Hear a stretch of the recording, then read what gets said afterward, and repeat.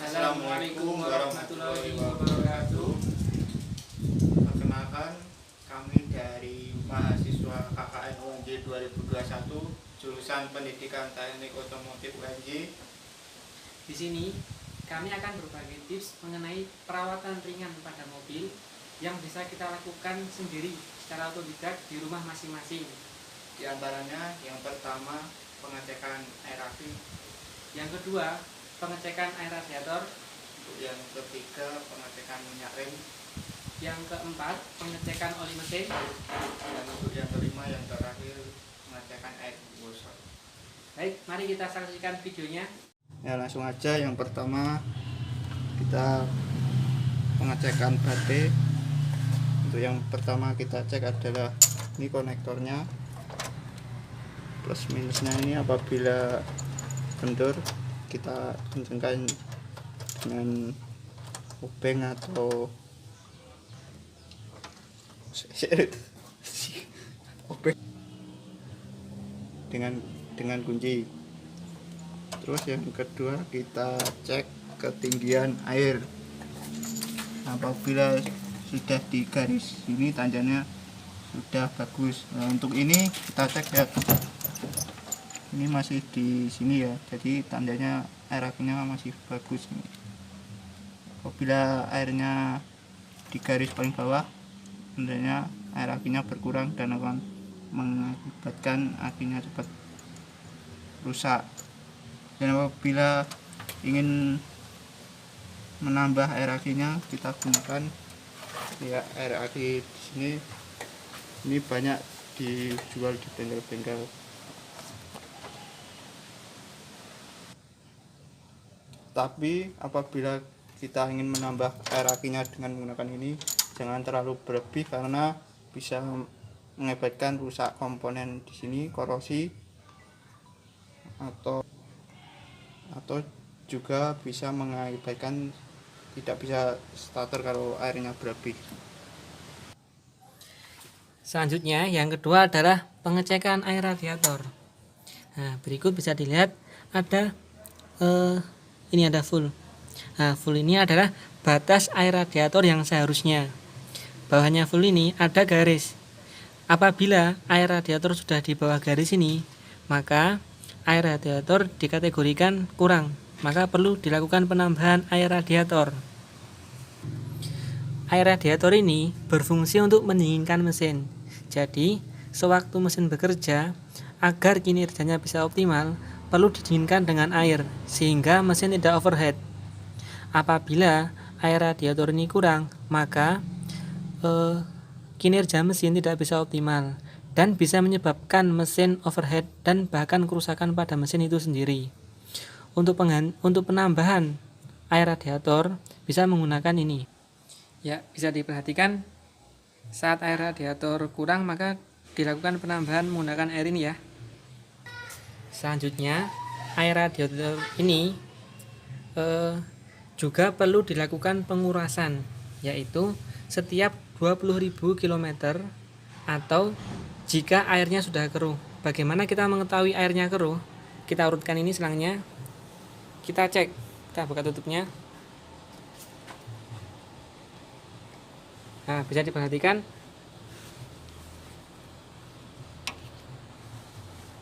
ya, bisa diperhatikan ya, ini airnya hijau ya, bisa diperhatikan ya, itu airnya sudah hijau, itu perlu dikuras terlebih dahulu. Dan juga perhatikan apabila ini sekiranya terlihat jika air radiatornya kurang, maka air radiator yang tadi juga perlu dilakukan penambahan melalui sini. Untuk yang ketiga pengecekan minyak rem. Untuk pengecekan minyak rem sebenarnya yang bagus ini ada yang di max ini ya, tapi untuk mobil ini sudah di minimal, tandanya sudah jelek, harus perlu ditambah atau dilakukan penggantian. Dan apabila sampai minyak remnya habis akan menyebabkan rem blong. Dan untuk penggantian minyak rem sendiri itu jangka waktunya 2 tahun atau 40 km.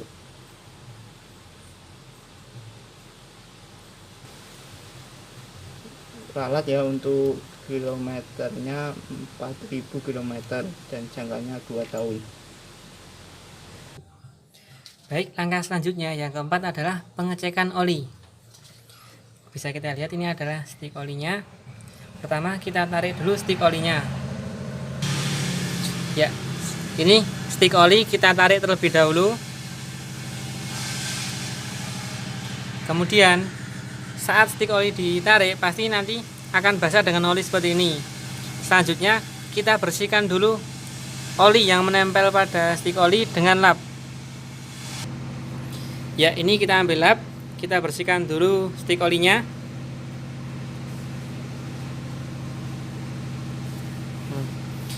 Bisa diperhatikan ya, ini adalah digunakan untuk mengecek ketinggian oli. Ini huruf L, ini F. Oli yang normal itu berada di antara ini ya, antara ini. Apabila saat kita mengecek oli, olinya ada di huruf L ini, maka menandakan apabila itu kekurangan oli. Mari kita cek terlebih dahulu. Stik oli yang sudah bersih kita celupkan kembali. Untuk mengidentifikasi ketinggian oli mesin seberapa, kita tarik kembali.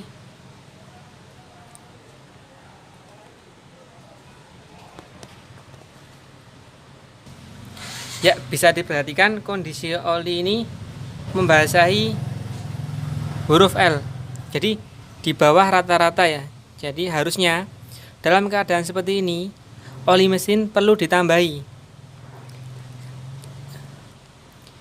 Oli mesin yang ada di L ini apabila dilihat olinya masih jernih, viskositasnya masih bagus, itu perlu ditambahi. Akan tetapi apabila olinya sudah hitam ini, viskositasnya sudah sangat menurun, ini perlu dilakukan penggantian oli mesin. Penggantian oli mesin biasanya dilakukan setiap 6 bulan sekali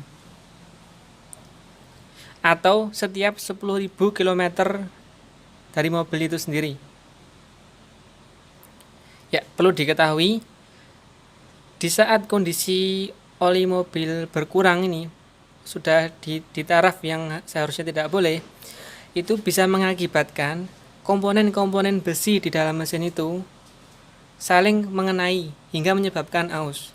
Fungsi oli itu sendiri adalah untuk membatasi di saat ada komponen besi yang saling mengenai, sehingga komponen-komponen besi itu tidak langsung saling mengenai, tetapi dengan pelicin oli itu sendiri. Jika olinya berkurang, bahkan habis, maka komponen-komponen itu tadi sudah tidak dibatasi dengan oli, melainkan langsung bergesekan besi antar besi, sehingga menyebabkan komponen-komponen tersebut cepat aus dan bahkan mengalami kerusakan. Bisa kita lihat ini adalah angka F. Apabila oli mesin berada mengenai huruf F ini, maka menandakan bahwa oli mesin berlebihan. Oli mesin yang berlebihan akan mengakibatkan mesin terasa berat, performa dari mobil menurun, dan saat digas terasa lebih berat daripada biasanya. Kemudian di saat melakukan penggantian oli atau penambahan oli, bisa menggunakan ini ya, oli yang digunakan untuk mesin mobil. Kemudian pengecekan yang terakhir adalah pengecekan air washer. Sebenarnya air washer itu sendiri tidak berpengaruh pada kondisi mesin. Akan tetapi air washer memiliki fungsi untuk menyemprotkan air ke kaca mobil di saat kaca mobil akan dibersihkan menggunakan wiper. Sehingga apabila air washer ini sampai habis, maka tidak bisa menyemprotkan air ke kaca mobil, kaca depan mobil. Kemudian untuk air yang ada di washer itu sendiri adalah air biasa ya. Jadi di saat sekiranya air washer ini sudah habis, kita bisa melakukan pengejokan, kita bisa melakukan pengisian dengan air biasa. Tentu saja kita buka tutupnya. Setelah kita buka, baru kita tambahi air tersebut ke dalam wadah washer ini itu sendiri.